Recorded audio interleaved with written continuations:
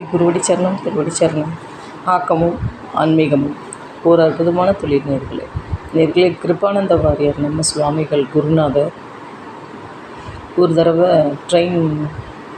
ரயிலில் பயணம் போயின்னு இருந்தார். அப்போ ஒருத்தர் வந்து அவரை பார்த்து கேலி பண்ணினாங்க.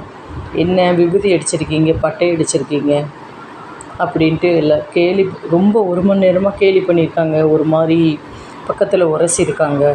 ரொம்ப கேலியும் நக்கலும் பண்ணினாங்க. அதுக்கு வாரியார் சுவாமிகள் நம்ம குருநாதர் என்ன சொல்லியிருக்காங்க, கேலி பண்ணுறியாப்பா, நல்லா பண்ணிக்கப்பா அப்படின்னா. விபூதி எதுக்கு போடுறது சாமி, இவ்வளோ விபூதி போட்டுக்கிறீங்க அப்படின்னு நக்கலாக கேட்குறேன்.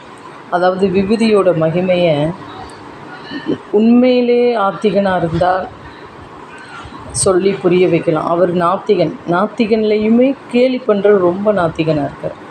அப்படிங்கிறப்ப நம்ம புரிய வைக்க முடியாது. அதனால் அவர் என்ன சொல்லிட்டார், சிரித்தார்.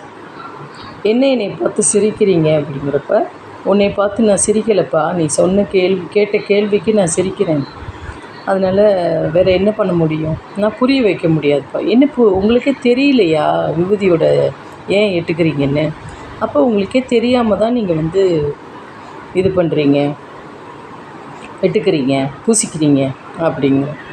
அப்போ அவங்க நம்ம வாரியார் சுவாமிகளுக்கு வந்து தெரியாததா அவ்வளோ ஒரு இது. ஆனால் ஏன் அப்படி இறங்குறார், தள்ளி போகிறார் அப்படின்னா பதில் சொல்லாமன்னா, அவர் வந்து எடக்கா பேசுகிறார். அப்படிங்கிறவங்கள்ட்ட நம்ம பேசக்கூடாது, ஒதுங்கி போயிடணும். அதை தான் நம்ம வாரியார் சுவாமிகள் சொல்லியிருக்கார். நம்மளும் கடைப்பிடிப்போம். நம்மளை யார் கேலி பண்ணாலும் ஏகண்டவாதமாக நம்ம ஒதுங்கி போயிடணும், அவங்களும் ஒதுங்கி போயிடுவாங்க கண்டிப்பாக. நமஸ்காரம்.